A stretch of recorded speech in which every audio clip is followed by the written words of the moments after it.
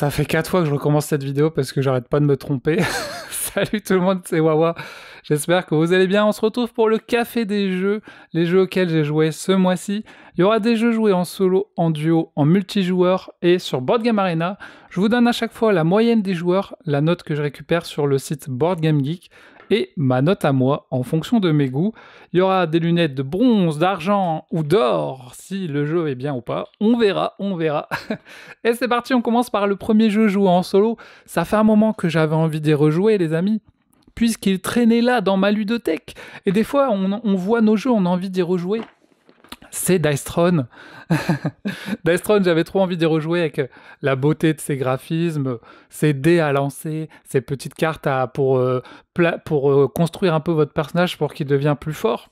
Mais bien sûr, je voulais jouer en solo comme d'hab, donc j'ai sorti la plus grosse boîte Dice Throne Adventure. Voilà, ça fait un moment que j'avais envie d'y rejouer. Donc c'est chose faite, je me suis fait une campagne là de 9 sessions. En fait, la campagne c'est 8 sessions, mais des fois quand vous mourrez, vous devez recommencer. Donc je suis mort à un moment, donc j'ai fait 9 sessions. Dans Dice Throne Adventure, vous allez à chaque fois faire un donjon et un boss. Un donjon, un boss. Un donjon, un boss. Le donjon, c'est une succession de tuiles avec des monstres à affronter, en fait, grosso modo. Et entre chaque session, vous débloquez des nouvelles cartes parce que vous gagnez de la monnaie. Cette monnaie, vous pouvez la dépenser pour mettre des nouvelles cartes dans votre deck. Votre deck qui vous permet plusieurs choses. Améliorer votre personnage, relancer des dés, par exemple, embêter l'adversaire et tout. Donc, c'est vraiment un jeu bien pensé et plutôt fun. Mais est-ce que ça vaut toujours le coup Dice Throne en 2025 avec tous les jeux qu'on a maintenant? Est-ce qu'il a pas un peu mal vieilli? Je sais pas, on va essayer d'en parler et je vous ai demandé votre avis, donc j'ai un avis d'un abonné qui nous a laissé un bon petit avis, on va y réagir, c'est Sokal, qui a noté le jeu 7,5 sur 10. 7,5 c'est intéressant. Alors voilà ce que Sokal nous dit. Point positif. Le point le plus important pour un jeu à mes yeux, c'est la rejouabilité. Et avec Dice Throne, on est plutôt bien servi. Il y a une grande quantité de personnages, de nombreuses tuiles posées de manière aléatoire, des ennemis et boss différents et une difficulté modulable, sans compter le côté scoring qui peut nous pousser à refaire des parties.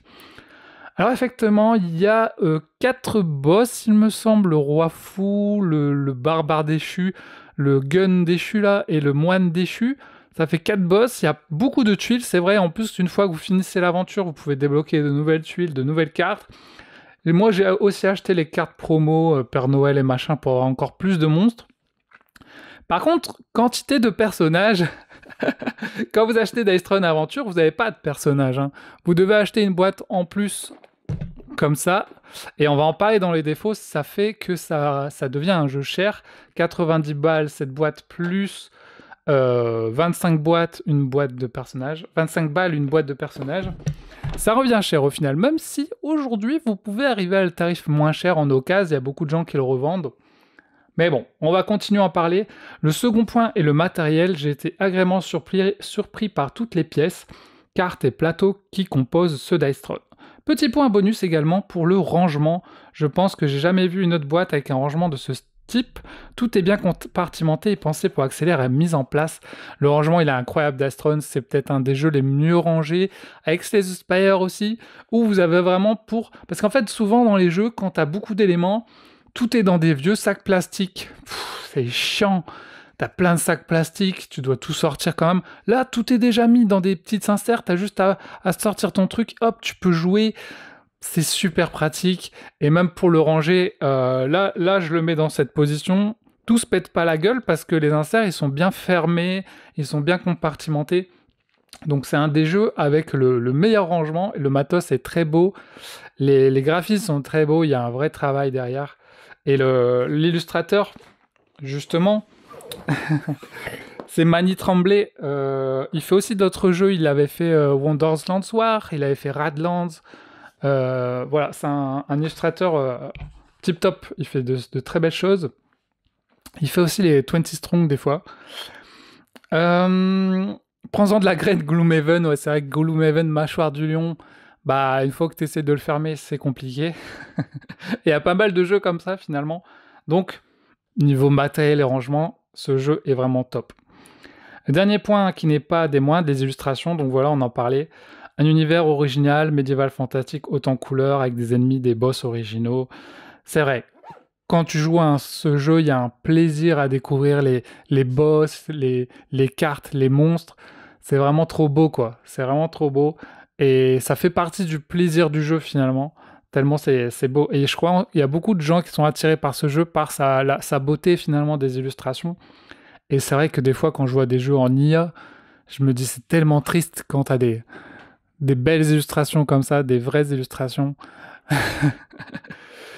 On a de la chance quand même d'avoir des jeux comme ça.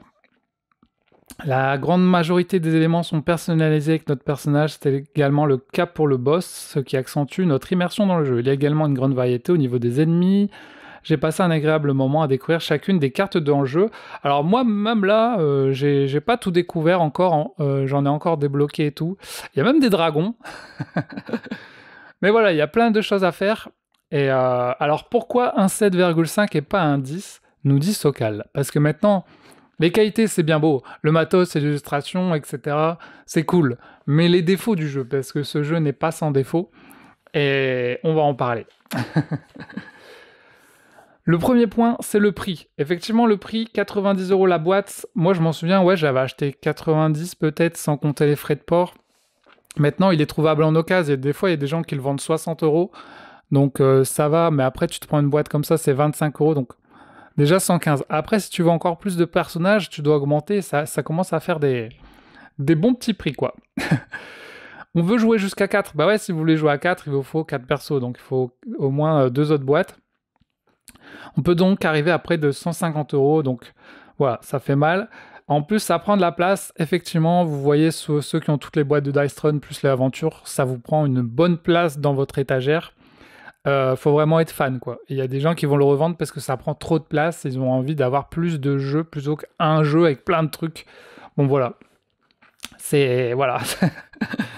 Il y a même des figurines hein, pour le jeu qui servent à rien, mais qui sont très jolies. Mais j'aimerais tellement avoir les figurines, mais bon, ça sert à rien, quoi. Il faut déjà apprécier le jeu de base en duel. Alors, moi, il faut savoir que j'ai jamais joué en duel à Dice Throne. J'ai pas vraiment d'adversaire, donc je joue en solo. Et c'est pour ça que le aventure, il est bien pour les joueurs solo, quoi. Le second point est l'aléatoire. On pourrait penser que c'est valable pour tout le jeu, mais pour y avoir joué de nombreuses fois, il m'est déjà arrivé de recommencer une campagne après 3-4 combats, simplement parce que je n'ai pas eu de chance. Il faut dire qu'il y a beaucoup de facteurs. Entre les tuiles, effectivement, tu tombes sur une tuile, il y a des tuiles qui vont être chiantes, il y a des tuiles qui vont être cool. Les ennemis, parce qu'il y a des ennemis plus forts que d'autres, et il y en a qui vont vraiment te faire chier, et il y en a qui ont plus de vie, d'autres moins. Nos cartes, ouais, parce que tu pioches des cartes, des fois t'as que des cartes qui t'améliorent même pas ton personnage, t'aimerais bien pouvoir l'améliorer. Les lancers de dés, etc. Alors, sur les lancers de dés, je suis un peu moins d'accord, parce que quand tu joues à un HeroQuest, par exemple, eh bien, t'as que du lancer de dés. Tu fais une attaque, tu lances tes dés, tu dois faire des crânes. Si tu fais pas de crâne, bah t'es foutu. Ton adversaire c'est pareil, il va t'attaquer, il va lancer, et s'il fait des crânes et tout, il va te tuer, quoi. Ici, il y a moins cet aléatoire parce que tu peux lancer 3 fois les dés et garder à chaque fois ceux qu'il te faut. Donc déjà, pouvoir le relancer 3 fois, mais en plus, tu as des cartes qui te permettent de temps en temps de changer tes dés. Et en plus, peut-être que tu vas vouloir faire une suite, tu vas pas réussir, mais tu vas peut-être faire un autre truc. Tu vas peut-être faire que des griffes qui vont te donner une autre attaque. Donc, tu peux gérer cet aléatoire finalement dans Dice Throne. C'est son gros point fort, c'est que tu joues avec des dés, mais tu peux quand même arriver à gérer un peu ces dés grâce aux cartes, grâce aux différentes attaques que tu as sur ton truc. Et le fait que tu dois lancer 3 fois les dés, au début, le premier, tu dis ouais, bah voilà, c'est de l'aléatoire. Le deuxième, tu te dis bon, qu'est-ce que je vais faire? Est-ce que je vais faire en fonction de mes résultats une suite, machin? Et le troisième, tu te dis bon, soit je tente le tout pour le tout, je relance et je me fais un truc aléatoire, soit je me dis voilà, il me reste plus que peut-être 1 ou 2 dés, ça va le faire, quoi. Donc cet aléatoire, je trouve, t'arrives à le gérer quand même. Mais il nous dit, Sokal, même si on est un bon joueur, on peut se faire rétamer sans avoir aucune opportunité de s'en sortir. J'aime un jeu qui va me récompenser grâce à mon expérience plutôt que me punir juste pour une série de malchance. Alors, comme je vous dis, il y a des manières de jouer. Après, est-ce qu'un bon joueur sera plus fort? Peut-être, je sais pas. Mais c'est vrai qu'en fonction de ton tirage de cartes, ton lancer de dés, voilà. Mais c'est vrai quand tu connais mieux ton personnage, tu vas mieux peut-être le jouer. Et je vais parler des personnages après, justement, qui pour moi est dans les négatifs et dans les positifs en même temps. C'est qu'en fait, vous n'avez pas de personnage, donc vous allez acheter une boîte. Et en fait, moi, quand j'ai fait ma campagne, là, j'ai commencé ma campagne avec la reine vampire. J'ai commencé ma campagne avec la reine vampire, ce que j'avais déjà fait il y a 2 ans. Et en fait, je commence à jouer, première session, deuxième session, troisième session. Et au bout de, je sais plus, la cinquième session, je me dis, en fait, je commence à me lasser, quoi, de cette reine vampire. C'est toujours la même chose, elle a toujours les mêmes attaques. Parce que, en avançant, tu débloques des nouvelles cartes, mais c'est des cartes qui peuvent être utiles pour tous les personnages, quoi. T'améliores pas vraiment les cartes de la reine vampire. C'est juste, t'as des nouvelles cartes. Donc je me dis, mais pourquoi je changerais pas de perso? Et du coup, session d'après, je prends la Séraphine. Je fais une session avec la Séraphine. Session d'après, je change. Je fais une session avec la pyromancienne. Et dernière session, je la fais avec le gardien, le voleur de l'ombre, là. Et du coup, j'ai mon plaisir de jeu s'est décuplé en changeant de personnage. Alors que je commençais à ressentir un peu de mode assez répétitif, c'est un peu toujours pareil, le fait de changer de personnage, que j'avais encore jamais joué, puisque j'avais acheté des boîtes et que j'avais pas eu le temps d'y jouer, bah là j'ai trouvé ça super cool de changer de personnage à chaque session. T'as juste à récupérer tes cartes que t'as débloquées, celles que t'as achetées dans le marché, tu les récupères, tu les mets dans le deck du nouveau personnage, et hop, c'est parti, tu peux utiliser le nouveau personnage. Et du coup, tu découvres les nouveaux pouvoirs de ce personnage, sa nouvelle façon de jouer, ses nouvelles cartes, et ça te redonne du plaisir à jouer en fait. Et pour moi, c'est ça maintenant la force de Dice Throne Adventure, c'est que maintenant que le jeu est sorti il y a quelques années, t'as plein de personnages, t'as toute la saison 1, la saison 2, t'as aussi les personnages Marvel, t'as les X-Men qui vont sortir, t'as aussi d'autres personnages qui sont prévus, des personnages d'Halloween, etc., qui sont encore prévus. Et même un nouveau boss qui sera prévu pour Dice Throne Adventure, j'espère qu'ils le traduiront en français, et il y aura même une nouvelle façon de jouer avec un mini donjon. Donc c'est un jeu qui finalement, au fil du temps, bah tu peux continuer à y jouer avec des nouveaux personnages et tout, et des fois ils ajoutent même des nouveaux monstres, des nouveaux boss. Donc ça c'est cool. Ça c'est cool, et c'est un défaut parce que bah si t'as qu'une boîte, t'as que un ou deux personnages, mais si t'as toutes les boîtes, c'est une qualité parce que t'as une meilleure rejouabilité et tu peux te faire plaisir. Et même en jouant avec des amis, bah chacun peut choisir le personnage qu'il a envie, et même pendant la session, vous pouvez changer de personnage et en prendre d'autres. Donc pour ceux qui ont toutes les boîtes, ça devient un jeu vraiment intéressant. Et moi, j'ai pris vraiment du plaisir à découvrir les nouveaux personnages au bout d'un moment, plutôt que garder toujours le même. Le dernier point, et le vrai point noir à mes yeux. Ah ouais, alors là, je suis super d'accord avec ce qui est dit. Ce sont les combats. Je précise, j'adore les combats, mais il n'y a malheureusement que ça. Quand j'ai acheté Dice Throne Adventure, il est bien marqué là en petit en bas, là, aventure. Je m'attendais justement à une aventure. Là, on est plutôt dans une série de combats qui s'enchaînent les uns après les autres. Je n'ai pas l'aventure qui est littéralement écrit sur la boîte. J'aurais aimé des petites quêtes annexes, des choix à faire, des passages dans les tavernes, un peu de lore qui viendrait casser un peu côté le rythme de boxe.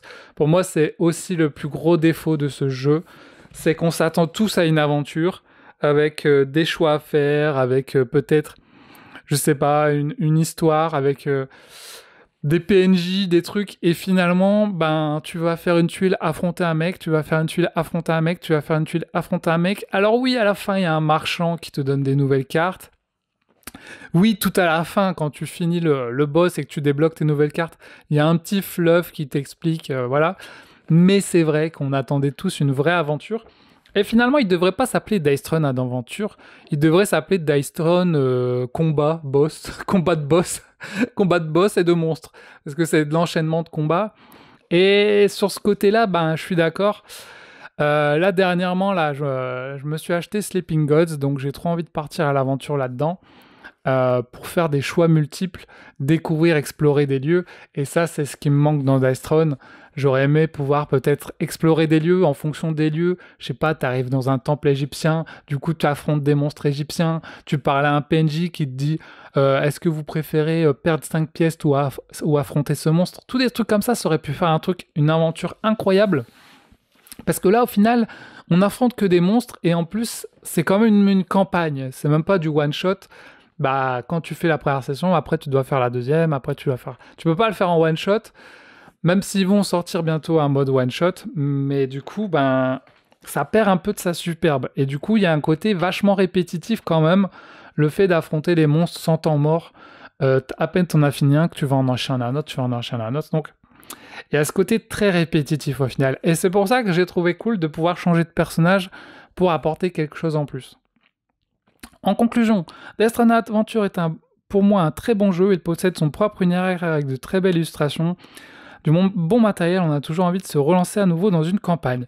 Pour moi, ça c'est un point positif de Dice Stranding Adventure, c'est que malgré son côté comme ça, très combat et répétitif, c'est quand même un jeu qu'on a envie de relancer au bout d'un moment, au bout d'un an, 2 ans, on le regarde, on dit j'aimerais bien me refaire une campagne quand même. Et ça, pour moi, c'est un point positif, parce qu'il y a des jeux dans ta ludothèque, tu joues, après il reste dans ta ludothèque et tu dis je vais plus jouer, je pense. Donc pourquoi je le garde, je vais le vendre. Et il y a des jeux où tu dis un de ces 4, je vais y rejouer, quoi. Et là, moi, je l'ai fini et j'ai quand même envie d'y rejouer, peut-être avec un ami, un de ces 4, le faire à 2. Donc, c'est quand même un jeu que tu as envie de relancer au bout d'un moment. Donc, pour moi, c'est un point positif, malgré ses côtés aléatoires. Mais je trouve que là, il y a des nouveaux jeux qui sont sortis. Là, je vois Slay the Spire devant moi. Et Slay the Spire, il gomme tous les défauts de Dice Throne Adventure. Slay the Spire, je trouve que dans Slay the Spire, tu as ce côté moins aléatoire parce que tu dois vraiment créer ton deck en mode deck building. Tu as vraiment ces événements qui manquaient dans Dice Throne Adventure où des fois tu as des cartes d'événements avec des choix à faire, etc. Même si des petits trucs, tu vois cette progression dans le donjon.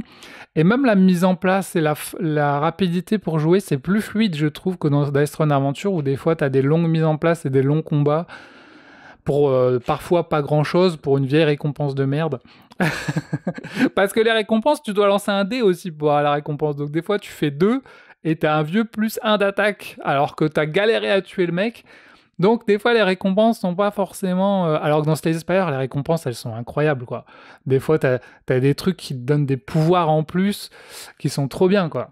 Donc, voilà. J'attends mon pledge avec les nouveaux personnages d'Halloween et tout. Donc, il a pledgé en anglais, ok, parce qu'après, il y a encore des nouveaux personnages. Et c'est la force aussi, c'est qu'il y a toujours plus de nouveaux personnages. Donc, voilà pour Dice Throne Adventure. Alors, moi, je vais lui mettre ma note. C'est parti, les amis. Let's go. Alors attendez, parce que là j'ai plein de boîtes qui traînent.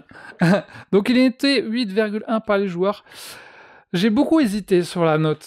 Je me suis dit, est-ce que je lui mets 8? Sokal, il lui a mis 7,5. Et moi, je vais lui mettre 7,8. Pour tous les défauts qu'on a évoqués, le fait que ce soit pas une vraie aventure, mais plutôt un enchaînement de monstres, le fait que c'est assez cher parce qu'il faut acheter des personnages en plus. Voilà. Tous ces défauts, mais il y a aussi plein de qualités, le matériel, le plaisir de jouer, voilà. C'est quand même un jeu que je garderai dans ma ludothèque. Et en plus, quand t'es joueur en solo, ça marche très bien, quoi. Tu prends juste un perso, et puis voilà, tu pars, c'est bon, let's go, quoi. Il y a ce plaisir d'acheter des nouvelles cartes. Moi, j'adore acheter des nouvelles cartes, mais il y a aussi ce défaut quand même où, à un moment... À la fin, contre le boss, tu dois pas dépasser les 50 cartes dans ton deck. Mais 50, c'est beaucoup quand même. Pendant ton combat, tu vas même pas tous les voir, tes cartes. Donc des fois, tu débloques des cartes que tu vois même plus. Parce que t'as trop de cartes au bout d'un moment. Donc il y aurait peut-être eu, de temps en temps, pouvoir retirer des cartes. Je sais qu'à un moment, tu peux les revendre, mais ils disent pas lesquelles tu peux revendre. Enfin, bref. Et je trouve qu'il y a un petit côté, des fois, dans Dice Throne, t'as envie de tricher, j'ai l'impression.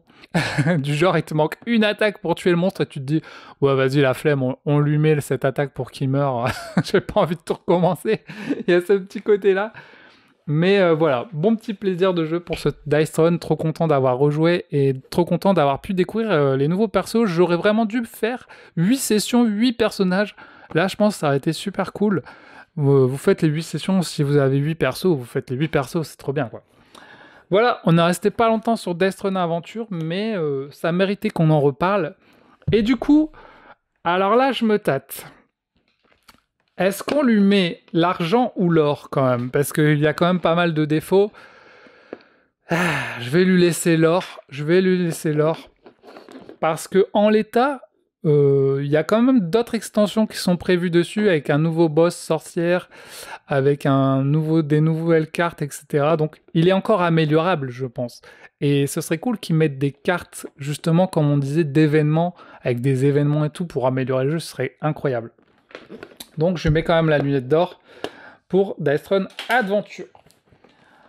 Ensuite, on continue avec un autre jeu que j'avais beaucoup envie de jouer depuis un moment, parce que ce jeu-là, eh bien, j'en avais entendu parler depuis qu'on avait fait la vidéo top 10 10 youtubeurs. C'est Chronic of Evil. Et oui, dans la vidéo top 10 des youtubeurs, je crois que c'était Jeu en solo qui en avait parlé, qui l'avait mis dans son top solo. Il est noté 7,5 par les joueurs. Chronic of Evil, vous voyez, c'est un univers qui a l'air un peu enfantin, qui l'est d'ailleurs finalement, parce que beaucoup de gens de famille jouent avec leurs enfants, et c'est quoi en fait le délire? Vous avez votre personnage, ce qui est rigolo, c'est que votre personnage, c'est une feuille que vous allez placer en dessous je sais pas comment dire, tu places un truc sur ta feuille, mais ta feuille, tu peux la dessiner, tu peux dessiner ton personnage, et après, tu pourras mettre sur ton personnage, dans son sac, tu pourras mettre des équipements. Ça, c'est trop rigolo, cette façon de mettre des équipements dans ton sac, et quand il n'y a plus de place, tu peux plus en mettre, tu dois en virer.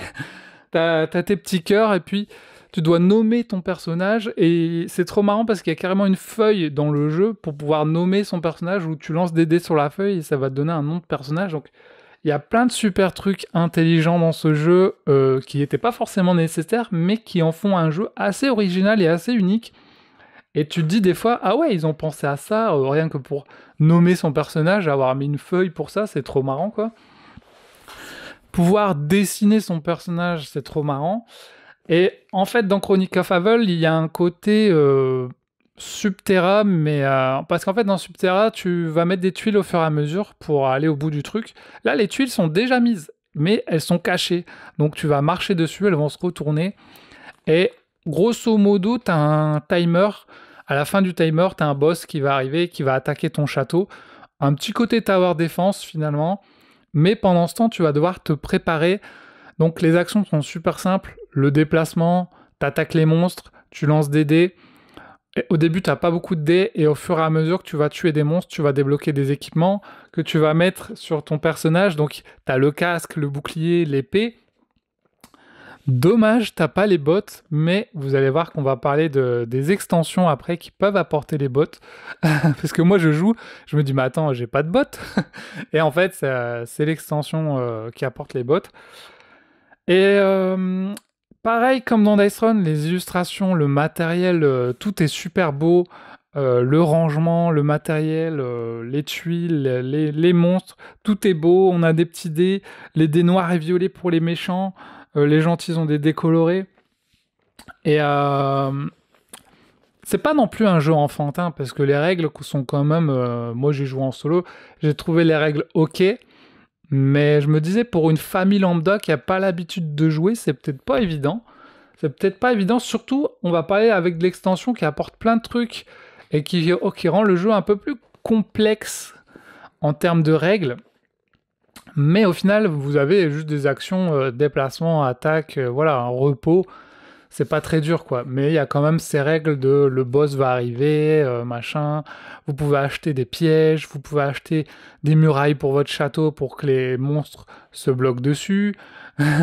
Vous pouvez acheter de l'équipement, etc. Donc, le jeu est super bien fait, mais j'avoue que après avoir fait ma première partie de Chronic of Evil, j'ai tout de suite ressenti une sorte de...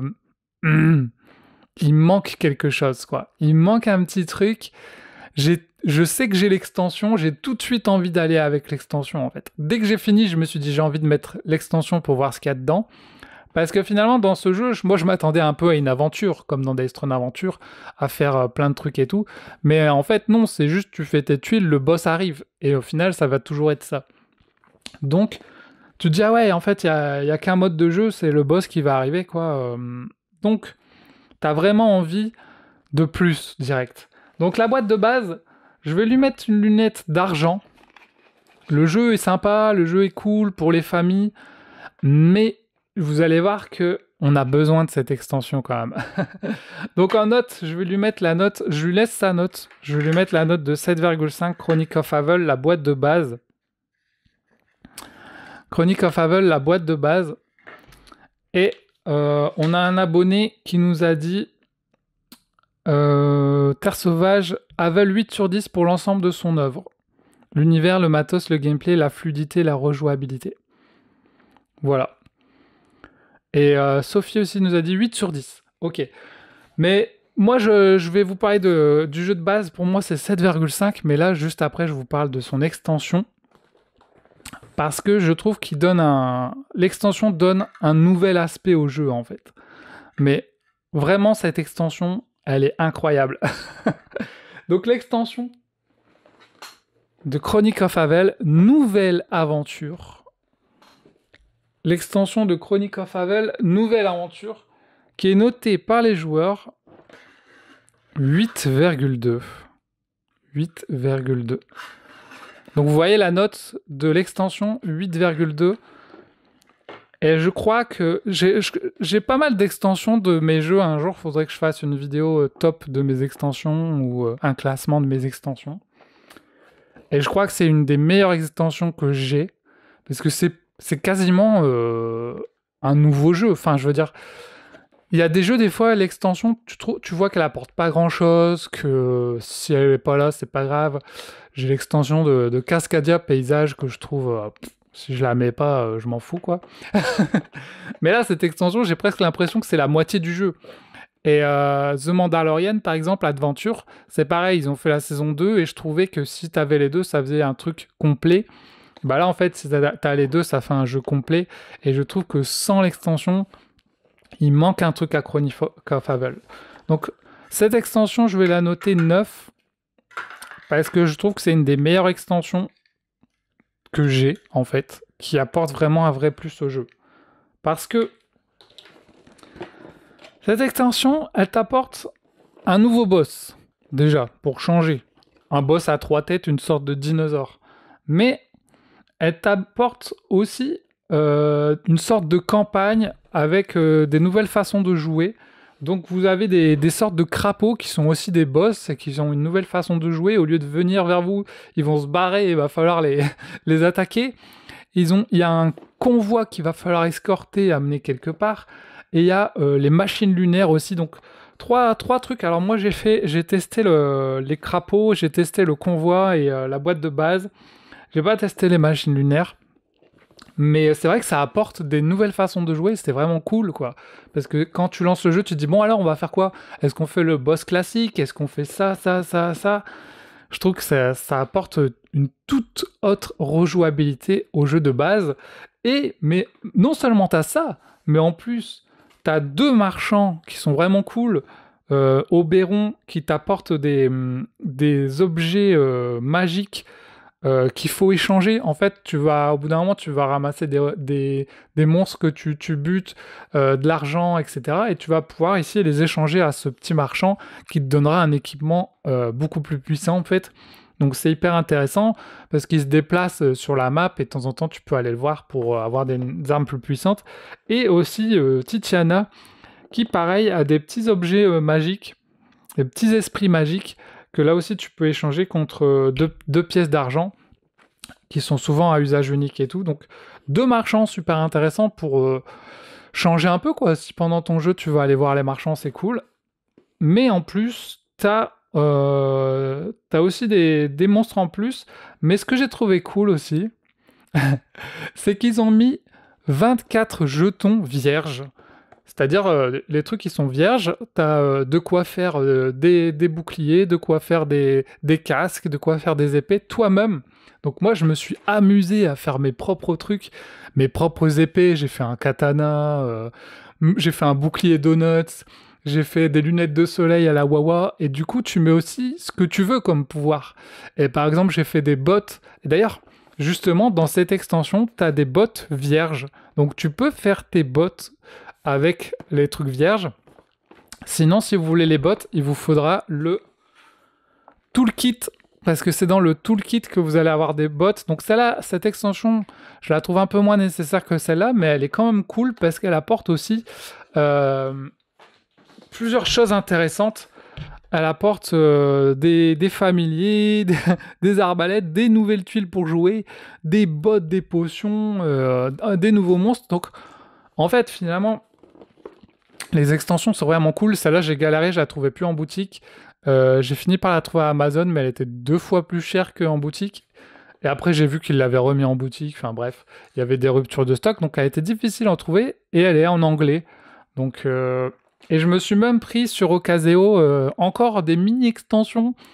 Un truc qui permettait de mettre sur les meeples un petit dessin sur les meeples, parce que sinon les meeples sont tout colorés, mais il n'y a pas de dessin dessus. Je me suis acheté ça et je me suis acheté des petits objets en plus. 3 petits objets, un sac à dos ou je sais pas quoi. Je les ai trouvés sur Ocaseo, un gars qui le vendait, parce que j'ai trouvé plus en magasin, parce que comme j'ai acheté ça ce mois-ci, quoi, le dernier mois, bah il y avait des trucs qui se trouvaient plus en magasin, rupture de stock. Donc maintenant j'ai la totale. J'ai la totale, j'ai tout. Et je suis content d'avoir tout parce que c'est vrai que quand t'as ça plus ça, t'as un jeu hyper complet. Et si en plus tu crées tes propres objets, bah là c'est trop bien quoi. C'est trop bien. Tu peux faire. J'ai fait une botte qui te donne rien du tout, mais quand tu la transformes, parce que tes objets tu peux les transformer en meilleurs, et ben là tu peux te téléporter avec quoi. Tous des trucs comme ça, une épée maudite qui te donne un malus, mais si tu l'améliores, elle te donne un bonus. Donc tu peux même créer le jeu à ta sauce et je trouve ça super intéressant. Dans les jeux, des fois je regrette justement qu'on puisse pas plus personnaliser nos jeux et moi j'adore les trucs comme ça où tu as des trucs vierges où tu peux personnaliser ton jeu. Après faut savoir peut-être un peu dessiner ou avoir envie de le faire, mais du coup moi j'étais trop content. J'ai créé mes propres équipements et maintenant j'ai plein d'équipements dans le jeu. Et même pour un joueur solo, je trouve que le jeu complet avec l'extension, j'ai pris beaucoup de plaisir à jouer, à faire les petites campagnes, les petites missions, à débloquer des nouveaux objets. Et donc, ouais, pour l'extension, je lui ai mis 9, c'est une très bonne extension. Après, en défaut de Chronic of Havel, qu'est-ce que je pourrais lui donner comme défaut? Ça reste un jeu assez basique, finalement, dans ses actions. Le déplacement, le combat. Tout à l'heure, on parlait d'aléatoire des dés de Dice Throne. Bah ici, tu as l'aléatoire aussi des dés en combat où tu jettes tes dés, ton ennemi peut te contrer, hein, même si ça m'a pas dérangé, j'ai pris quand même du plaisir, et c'est pareil aussi, t'as 3 manches pendant le combat à faire.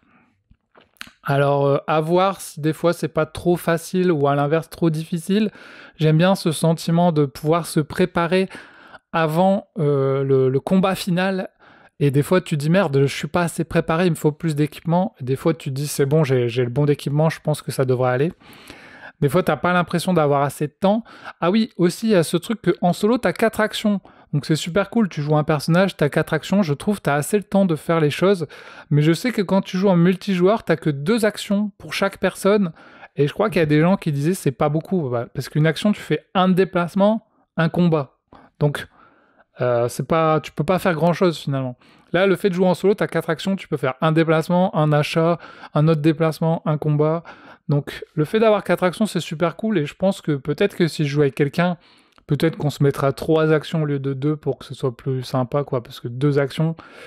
Ou alors faire comme dans Subterre, à mettre 2 actions, mais si t'en veux une troisième, tu sacrifies une pièce, ou je sais pas, un truc comme ça, ou un point de vie. Ça peut être intéressant. Et sinon, en défaut, peut-être la longueur aussi. J'ai été surpris de la longueur du jeu parce que avec un petit jeu comme ça, je m'attendais à ce que les parties durent une demi-heure. Alors que non, hein, c'est des bonnes parties d'1 heure quand même. Et c'est pour ça que jouer avec un enfant, faut quand même un enfant au moins 12 ans, je pense, pour qu'il puisse rester dans le jeu, parce qu'un enfant de genre 6 ans, au bout de 10 minutes, il va dire j'en ai marre, quoi. Donc c'est quand même des bonnes parties. Je m'attendais pas à ce que ce soit aussi long. Du coup, ça peut être un défaut, je trouve, du fait que le jeu soit un peu trop long, peut-être, au niveau du temps d'attente jusqu'au boss. Pour moi, ça peut être un défaut. Donc voilà, le temps d'attente, les actions peut-être un peu simplistes. Après, le côté répétitif, pas vraiment, parce qu'une fois que tu as l'extension, tu as différentes façons de jouer. Un vrai plaisir, en tout cas, j'ai trouvé ça cool. Les illustrations, tout ce qu'il y a dans le matos. Donc voilà. Donc en moyenne, comme j'ai mis 7,5 à la boîte de base, 9 à l'extension, bah ça fait une moyenne de 8, on va dire. Donc ouais, un 8 sur 10 pour le Chronic of Havel. Et je lui mets une lunette d'or si vous avez l'extension. Sinon, pour moi, c'est une lunette d'argent. Mais avec l'extension, c'est vraiment un jeu hyper complet. Et ce serait dommage de ne pas avoir cette extension. Mais après, si vous jouez juste avec un enfant, le jeu de base, ça va. Mais si vous êtes un joueur solo, vous avez besoin de plus, vous avez besoin de découvrir plus de choses, bah vous allez avoir envie d'extension, quoi. Voilà pour Chronic of Havel. D'ailleurs, qui est chez Rebel Studio. Ceux qui ont fait Pergola, Mido et l'autre jeu là, Donjon, je sais plus quoi, je l'ai pas celui-là, mais un jour pourquoi pas. D'ailleurs, on va parler d'un autre jeu de donjon. Justement, c'est Donjon Fighter. Donjon Fighter, je me suis fait un petit kiff, j'ai dit allez, on va jouer à Donjon Fighter. Donjon Fighter, c'est, comment dire, chez Yellow, un jeu de Lorenzo Silva, Lorenzo Tuzzi. C'est des Italiens ou quoi? Ouais, on dirait. Alors sur BGG, il est noté 7,4. Il est noté 7,4, donc bon, ça va, il est pas incroyable, mais il est pas nul non plus. La particularité, c'est que vous allez affronter aussi des monstres, et jusqu'à aller à un boss, mais vous avez une cible, et vous devez lancer des dés sur cette cible. Bon, vous devez lancer un dé, parce que vous avez 3 dés de couleur. Ces dés qui correspondent avec votre personnage que vous allez prendre. Et si par exemple vous prenez le dé rouge, vous le lancez, s'il tombe sur le bon truc, vous allez pouvoir activer votre pouvoir rouge. Donc en fonction de vos personnages, il y a des pouvoirs différents, du genre si tu rates, tu arrives quand même à faire une attaque, ou si tu réussis, tu peux doubler ton attaque, ou tu vas pouvoir récupérer des points de vie. Donc voilà, c'est intéressant. Moi j'ai joué en solo avec 2 personnages, du coup j'ai pris 2 personnages, donc chacun leur tour, ils lançaient leurs dés et ils avaient leurs attaques. Donc forcément, s'il y a un personnage qui lance le dé vert, l'autre il va devoir lancer le rouge ou le bleu. Donc, tu pourras pas... Faut varier les compétences. Et c'est assez intéressant comme système aussi. Tu perds des points de vie et si tu meurs, après, ça va te bloquer un de tes pouvoirs, en fait. Donc ça, c'est assez intéressant. Et les monstres et les personnages sont super sympas, super rigolos. Il y a même un chihuahua, je sais pas quoi, démoniaque. Il y a des personnages assez rigolos.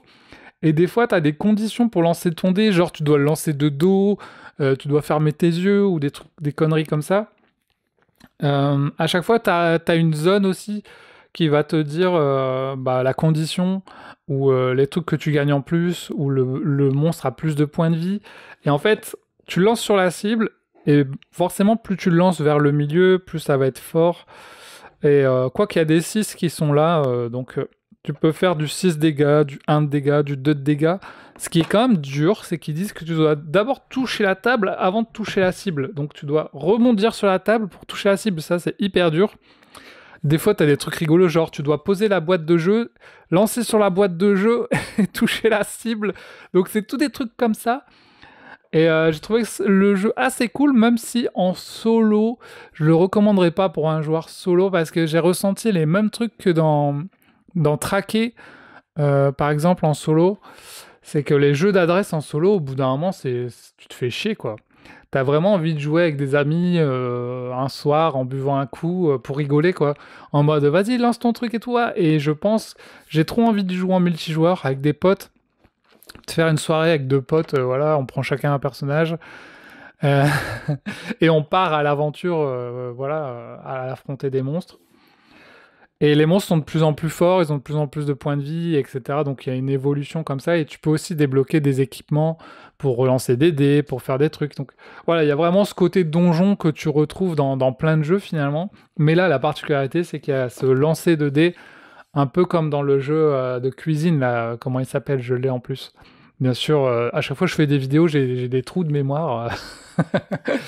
Le jeu avec les animaux là, mais si, où tu fais la cuisine. Bon, vous l'avez. Mais pour moi, c'est un jeu multijoueur. Donc en solo, je vais lui mettre une note de... Ah bah non, je vais pas lui mettre de note, voilà. Je vais pas lui mettre de note parce que je trouve que c'est pas vraiment adapté pour du solo et j'ai envie d'y jouer en multijoueur. Et une fois que j'aurai joué en multijoueur, je vous donnerai mon avis sur le jeu pour voir l'ambiance que ça a créé autour de la table, si c'était bien ou si c'était un flop. Mais en solo, tu te fais vite chier, quoi. À la fin, j'en avais marre. Mais j'ai beaucoup aimé découvrir les personnages et les monstres du jeu. Voilà, donc c'est cool, j'ai envie de le jouer avec des amis. Voilà pour Donjon Fighter, et voilà pour les jeux joués en solo ce mois-ci. Et du coup, on va passer aux jeux joués en duo. Alors en duo, on a fait une boîte de Unlock. Bah ça fait un moment qu'on est dessus parce on va faire une enquête tous les 2 mois, quoi. Et il y a 3 enquêtes dans les Unlock. Donc ce Unlock Risky Adventure est noté 7,9 sur 10 par les joueurs. Donc les Unlock, c'est des jeux d'enquête avec l'application, c'est très connu. Et vous avez 3 enquêtes. Alors, dans le dernier Café des Jeux, je vous avais parlé du dernier Unlock Short que j'ai fait. C'était le Chant des Embruns, que j'avais pas trouvé incroyable. Et juste après, on a fait la dernière mission de cette boîte-là. Punaise, mais qu'est-ce que c'est mieux quand même. Les boîtes d'Unlock sont largement mieux que les Unlock Short. Hein. À choisir entre 5 Unlock Short et une boîte comme ça, je prends une boîte comme ça. Ils sont largement mieux que ce soit dans la durée. C'est plus long, mais ça te paraît pas plus long. Tu trouves ça plus intéressant, mais les enquêtes sont mieux faites, sont plus intéressantes. Tu prends du plaisir, des fois c'est hyper fluide. Là, la dernière enquête, on a joué, c'était tellement fluide quand on a joué. On arrivait chacun à trouver des trucs, on n'était pas bloqué, il n'y avait pas de truc en mode non mais où est-ce qu'ils sont partis chercher ça? Toutes les enquêtes étaient cool, même si j'ai trouvé celle de la couronne d'Altipia un peu en deçà, dans le sens où elle m'a pas marqué tant que ça, et j'en ai parlé à Conquat aussi. 3 mois après, je lui ai dit tu te souviens de ce Unlock? Elle a dit non, pas trop, parce qu'en fait... C'est un peu l'aventure Indiana Jones, Tomb Raider que tu as vu 100 fois. Et du coup, tu oublies facilement cette aventure. Par contre, les 2 autres sont super originales, puisque tu as celle Rendez-vous surprise avec le lapin, tirée de la bande dessinée de Lewis Trondheim, qui est super cool. Super cool, et t'as un petit côté où il remonte dans le temps, ou je sais plus quoi, mais la bande dessinée elle est super intéressante. Dans l'application aussi, t'as des trucs où t'as l'impression que t'es sur son smartphone et tout. Super bien fait, on a adoré. Et l'Italie, trop bien aussi. On a kiffé cette boîte. Donc je vais lui mettre la note de 8,5. Je lui augmente sa note. Super boîte. D'Unlock, mais en général, les grosses boîtes, je suis pas souvent déçu. Il y en avait qu'une que j'étais déçu là avec les Vikings qu'on n'avait pas trop aimé. Mais sinon, trop cool. Moi, nous, on est toujours content là quand je m'achète une petite boîte d'Unlock. On est toujours trop content parce que Conquat, c'est peut-être son jeu préféré, je pense, quand on joue en duo. Et à chaque fois que je lui propose, elle me dit bah ouais, carrément. Alors qu'il y a des jeux, je lui propose, là, je vais vous parler après là. Donc pour le Unlock, je lui mets une lunette d'or. Alors, on a joué à Takenoko ensuite, noté 7,2 par les joueurs. Un jeu qui était sorti en 2012, si mes souvenirs sont exacts, et par Antoine Boza et Nicolas Foctus, Pixel Udio. Donc, voilà, je suis trop content qu'on ait joué à Takenoko en duo, et on a passé un bon moment. C'est très simple, hein. Vous avez des actions, vous avez 2 actions. À chaque fois, vous avez soit une action pour poser une tuile, de couleur, soit déplacer le jardinier, déplacer le panda, ou il y avait un autre truc, prendre un objectif. des objectifs qui vous disent qu'il faut faire des tuiles dans un certain sens d'une certaine couleur, ou il faut que le panda ait mangé autant de bambous, il faut que vous faire des bambous de telle taille. Donc, en fonction des objectifs que vous avez, bah, vous allez déplacer le panda qui va manger le bambou, déplacer le jardinier qui va faire pousser des bambous. Et ça va, tu te prends au jeu au final. Et donc j'ai pas l'extension, mais peut-être que je vais me la prendre. Il y a une extension avec un panda femelle et des bébés. On a passé un bon moment, c'était cool, le matériel est sympa. Je pensais que peut-être être déçu parce que c'est un vieux jeu quand même au final avec une mécanique peut-être un peu vieillissante, mais au final le jouer en vrai, parce que j'avais essayé sur BGA, j'avais trouvé ça chiant, mais le fait d'y jouer en vrai, j'ai trouvé ça cool. Donc il est noté 7,2 et je vais lui mettre à Takenoko la note de 7,5. J'ai passé un bon moment et j'ai envie de l'essayer genre à 4 plutôt que juste à 2 parce que ça doit être un bazar à 4 si chacun déplace le jardinier et le panda. Ça doit faire chier quoi. Ah oui, il y a Norgun Nogrum, salut, qui nous a dit qu'il a joué à Takenoko et qu'il lui met une note de 8 sur 10. C'est un jeu qu'il adore jouer avec sa fille. Donc voilà, merci Norgun pour ton avis. Pas très développé, mais au moins tu aimes jouer avec ta fille et ça c'est cool. Si elle aime bien, c'est vrai que t'as une petite figurine de panda et une de jardinier qui sont déjà peintes en plus. Pour une fois que je dois pas peindre, j'avais peint Kung Fu Panda, donc je sais peindre les pandas maintenant. Mais je pense que je vais me prendre une extension pour voir ce que ça donne. Celle-là, j'avais acheté en rescapé, j'ai un petit trou là dans ma boîte, on le voit pas, mais voilà, je lui mets la lunette d'argent. Ça sera pas une or, parce que je sais pas si on y jouera très souvent, mais j'ai quand même envie d'y rejouer avec des gens, le faire découvrir tranquille. Jeu familial, voilà, comme Norgon le dit. Un petit jeu familial, ça fait plaisir. C'est Arctic. Je l'avais pris en vente flash, 9 € il me semble. Et il y avait une petite chaîne YouTube, Pion sur le cœur, qui en avait parlé. Et du coup, j'avais dit, oh vas-y, je le prends. Bisous à toi si tu regardes la vidéo. Un jeu de 2 à 4 joueurs, donc on a joué à 2. Comment expliquer ce jeu? Grosso modo, à chaque fois, tu joues une carte avec un animal qui va te dire... tu vas piocher des cartes, un certain nombre, et au tour d'après, tu vas devoir en poser un certain nombre aussi. Le problème, c'est que si tu dois en poser trop, que tu n'en as pas assez, tu vas avoir des malus. Et puis, tu vas aussi déplacer des animaux sur une ligne. Donc, toi, tu vas avoir un animal que tu aimes bien. Il va falloir le déplacer pour qu'il gagne des points. Les autres, faudra que tu les vires. Donc, en fonction de la carte que tu joues, tu vas le déplacer, cet animal. Donc, c'est vraiment un jeu où, en fait, tu as une rivière de cartes et tu dois choisir les cartes que tu veux. Et pour gagner des points, tu dois faire une suite d'animaux dans ta pioche. Enfin, en fait, tu as une pile devant toi. Les animaux, tu vas les poser en pile devant toi à chaque fois. Et il faut qu'il y ait des suites d'animaux. Et à chaque fois, la plus grande suite te donne des points. Par exemple, si vous avez 3 renards, vous gagnez autant de points. Si vous arrivez à en mettre 5 à la suite, vous gagnez autant de points. Donc c'est bizarre comme règle. Quand j'expliquais à Kumquat, ça me dit je comprends rien ce jeu. Je dis mais si, il faut juste faire des suites d'animaux, mais tu peux le faire qu'une fois quoi. Parce que si tu fais une suite de 4 renards et une suite de 3 renards, c'est que la plus grande qui donne des points. Donc en fait, il faut faire de suite d'un peu tous les animaux. Et en plus, une règle qu'on a vue qu'à la fin, c'est que si en plus tu as plein d'animaux différents, tu as encore plus de points. Donc, je sais pas trop. Ils disent un jeu de pose et de pioche super malin et addictif. Je sais pas, pour nous c'était pas vraiment addictif. Attends, il est noté combien celui-là? Il est noté 6,4. Je m'attendais à l'aimer un peu plus, à ce que Kumquat l'aime un peu plus, mais au final, j'ai presque été un peu déçu. Je sais pas, il me manquait un petit truc. Ça m'a pas donné forcément envie d'y rejouer. Donc je sais pas. Je trouvais que c'était un OK game, comme on dit. Qu'est-ce qu'un OK game? Tel est le débat, les amis. Vous avez 4 heures. Répondez en commentaire, qu'est-ce qu'un OK game? Moi, je vais lui mettre la note de 6,5. Allez, j'augmente d'un 0,1 point sa note. Parce que j'ai trouvé ça OK, cool, mais pas mauvais, mais pas bon non plus, je sais pas. Bon, en tout cas, voilà. Il est là. Je sais pas s'il restera ad vitam dans la collection.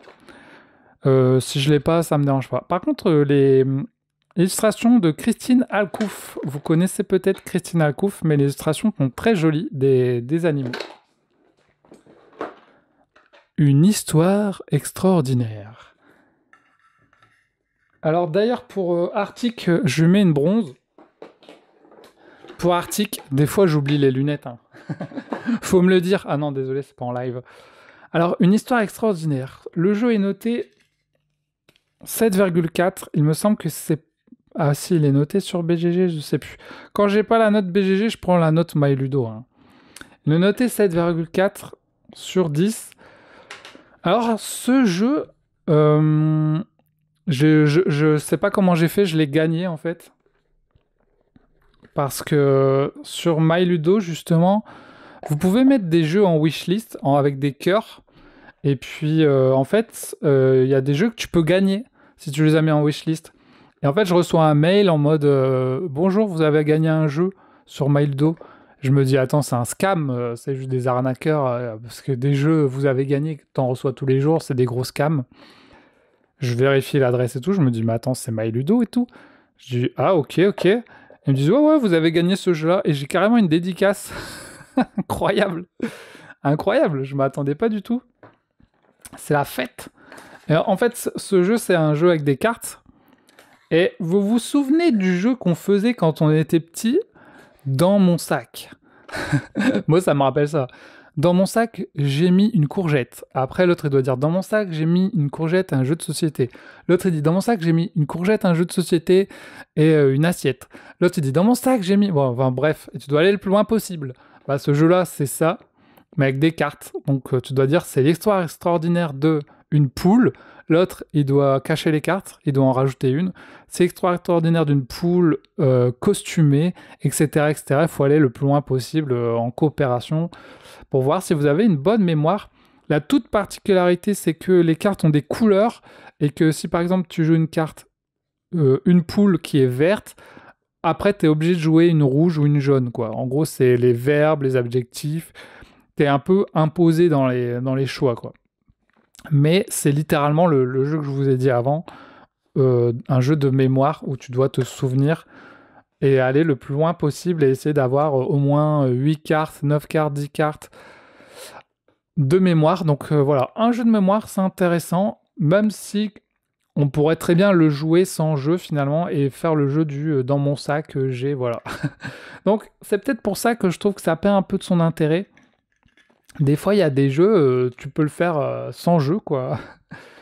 Et c'est un peu comme le jeu finalement où tu peux dire, tu sais, le jeu de personnage où tu dis, bon, moi j'imagine un personnage dans ma tête et vous devez me poser des questions et je peux répondre que par oui et par non. Tu peux le faire sans jeu et tu peux très bien avoir un Time's Up ou un truc comme ça pour le remplacer. Mais il y a des jeux en fait où tu n'as pas besoin du jeu. Donc je vais lui mettre la note de 6,5 puisque c'est ok, c'est cool, mais je peux le faire sans la boîte si besoin. Mais moi j'aime bien avoir des jeux de mémoire dans ma ludothèque parce que ça fait travailler la mémoire. Et j'en ai plusieurs comme ça, donc c'est cool quand je veux sortir un jeu de mémoire. Je vais pouvoir faire un petit classement là dans mon armoire, spécial jeu de mémoire. Ça sera cool.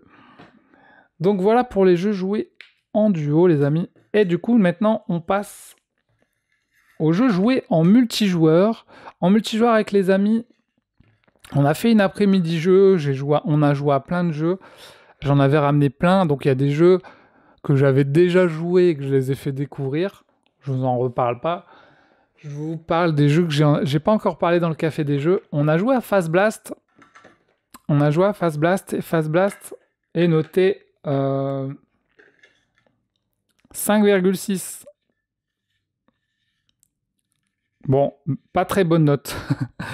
Pas très bonne note, 5,6, puisque c'est un jeu de rapidité dans le même genre que Taco Shabu, je sais pas, tous ces jeux de rapidité un peu, Jungle Speed. Sauf que là, c'est chacun a ses cartes. Tu mets 4 cartes devant toi Et grosso modo, quand il y a une carte au milieu, tu dois juste mettre soit la même couleur, soit le même chiffre. Et donc, tout le monde joue ses cartes, tout le monde se joue ses cartes. Le truc, c'est que tu es obligé d'avoir 4 cartes devant toi pour jouer une carte. Donc, si tu en joues une, tu dois en remettre une de ta pioche pour ensuite rejouer. Sauf que tout le monde fait ça à l'arrache, personne vérifie, il n'y a pas d'arbitre pour voir qui fait n'importe quoi ou pas. Donc, c'est le bazar. Et il y a juste une particularité, c'est les cartes Fast Blast qui là, c'est des cartes un peu noires avec un fond noir. Où c'est là, tu peux pas mettre la couleur, c'est que le chiffre. Et une fois que tu mets le chiffre, tu comptes, si c'est un 2, tu comptes 1, 2, et l'autre, il doit mettre un Fast Blast ou un 2 aussi. Et s'il le fait pas, il va piocher 2 cartes. Donc il y a un petit côté Uno et Jungle Speed, quoi. C'est rapidité, de temps en temps, il y a un gars qui va piocher des cartes. C'est pas incroyable, mais en fait, j'ai trouvé que le jeu était simple d'accès. Ouais, dans le sens où les règles sont pas dures, donc tu donnes 4 cartes à chacun, tu donnes une pioche à chacun et c'est parti, tu joues. Et en jeu filler dans le truc où quand t'as des jeux un peu complexes, un peu gros, tu joues ça entre deux gros jeux. Bah voilà, ça passe bien en mode vraiment apéro quoi, en mode comme si tu faisais un Uno. Donc j'ai pas trouvé ça si mauvais.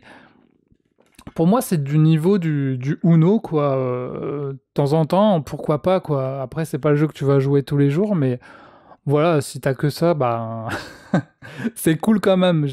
Pour moi, il est pas mauvais. Il est ok, tu joues à ça. Si t'as une bonne ambiance de joueurs avec toi autour de la table, ça va. Et en plus, c'est marrant parce qu'il y avait une fille, elle a gagné, on a fait 2 manches, elle a gagné les 2. Donc, il y a des gens qui sont doués pour ça, finalement. Alors, je sais pas si elle a triché, je pense pas, mais il y a des gens qui sont doués pour ce genre de jeu de rapidité et d'observation. Et mon feutre ne marche plus. Mon feutre ne marche plus.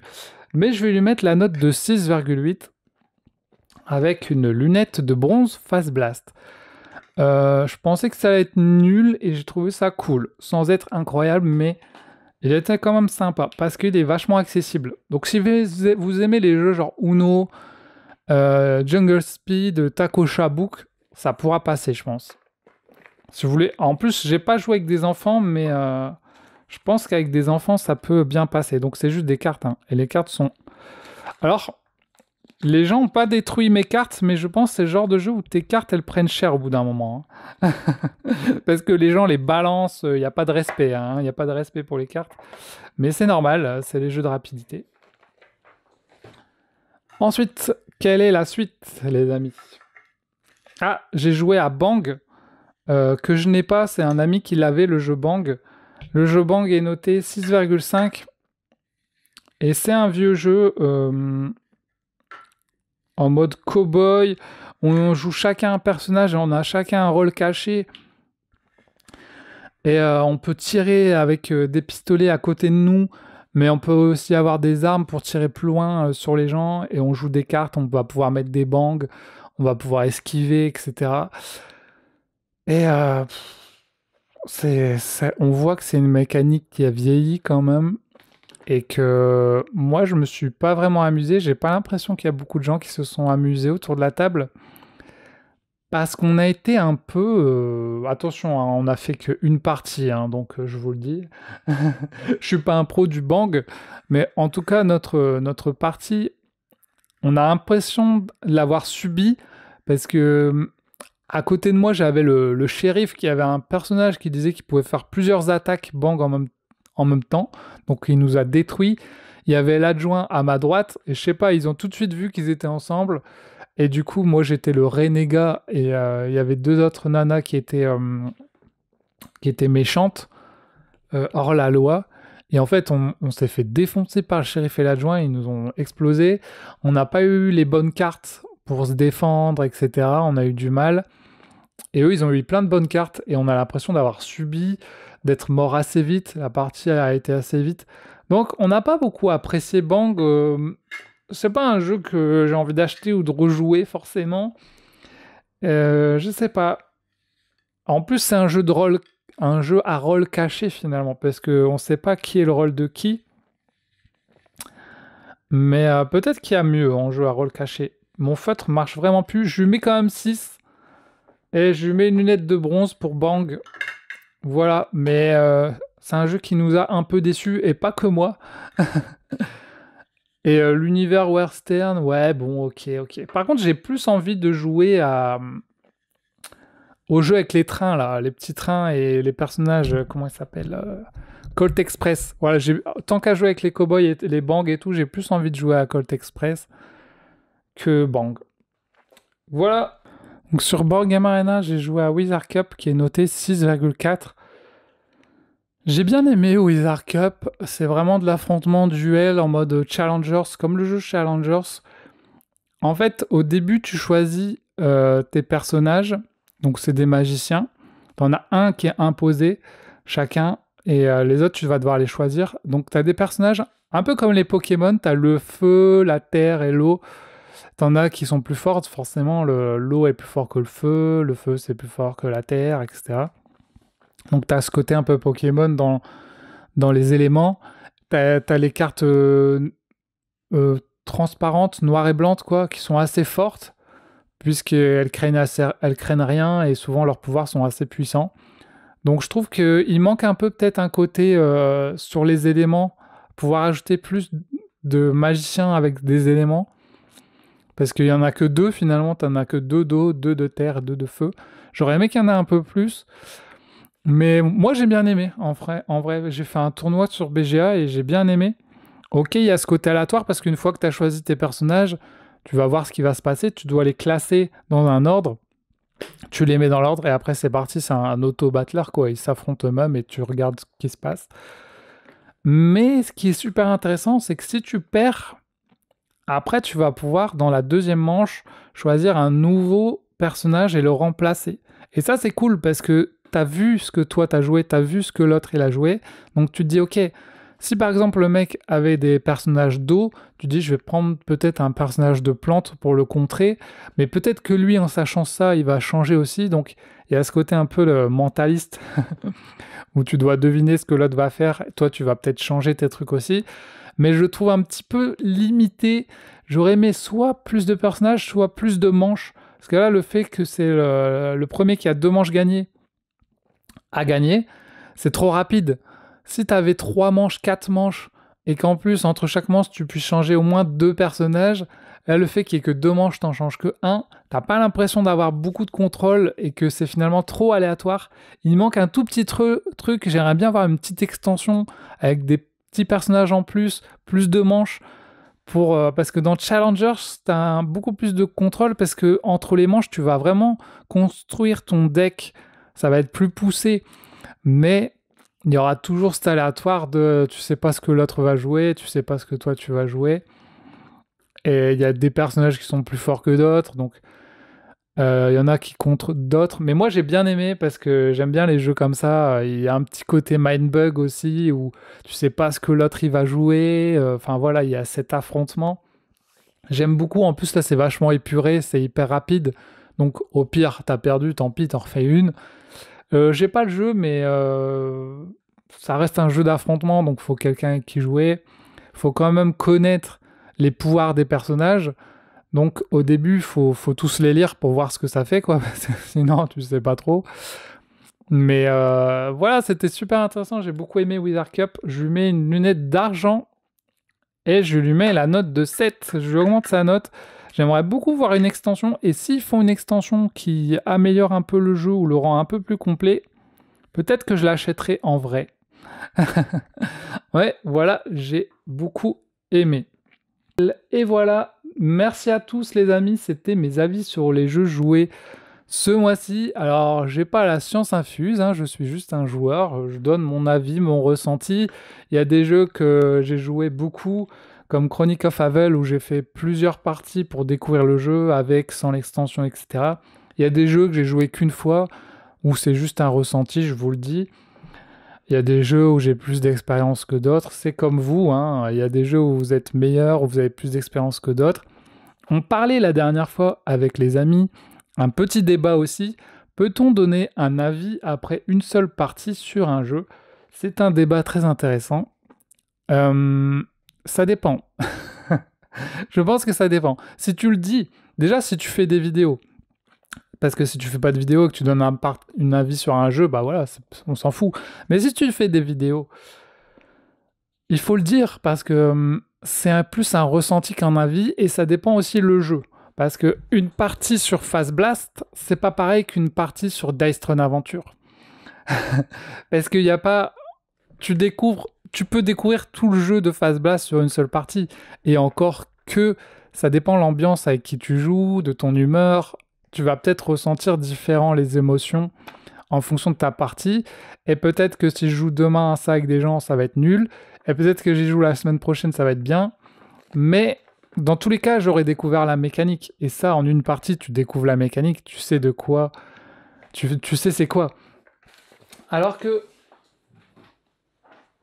dans un Death Run Aventure, si tu fais qu'une partie, bah déjà, tu vas même pas affronter le boss. Donc, tu n'auras pas tout découvert du jeu. Tu vas pas découvrir les cartes que tu vas débloquer, les différents monstres, etc. Tu n'auras pas la tension que tu vas accumuler au fur et à mesure des sessions. Donc, donner son avis après une seule partie, ça dépend le jeu. Ça dépend à qui tu t'adresses. Ça dépend si tu es honnête et que tu dis aux gens que tu n'as fait qu'une partie. Donc, moi, je pense que ça dépend, tout simplement. Moi, il y a des jeux que j'ai fait qu'une partie, et je vous le dis, en général, j'ai fait qu'une partie. C'est pas grave. Si tu donnes ton avis après une seule partie, c'est pas grave si tu le dis. Et puis, dans tous les cas, ça reste des jeux. Le principal est de s'amuser, et moi, je vous le dis toujours, faites-vous votre propre avis aussi. Et je sais que aussi, les avis peuvent évoluer en fonction du temps. Là, j'avais envie de vous reparler de Dice Run Aventure, parce que j'avais mon avis figé depuis 2 ans. Là, j'y ai rejoué, et du coup, je vous ai redonné mon avis pour voir s'il a un peu évolué.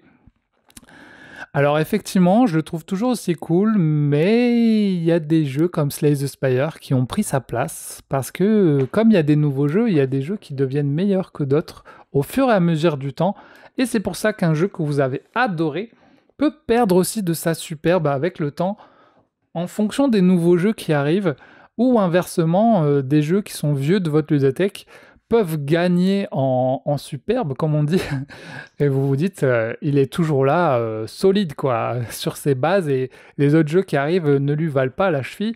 Donc, avec le temps et l'expérience, nos avis s'améliorent aussi, et peuvent parfois changer ou non. Donc voilà, dites-moi ce que vous pensez de tout ça. Je vous remercie, vous retrouvez tous les jeux en description. On se retrouve dans de prochaines vidéos. Salut tout le monde! Salut tout le monde, vous allez bien?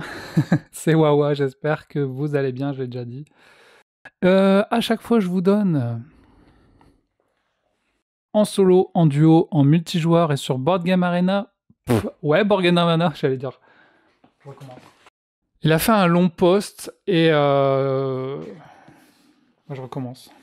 Je recommence. Je recommence.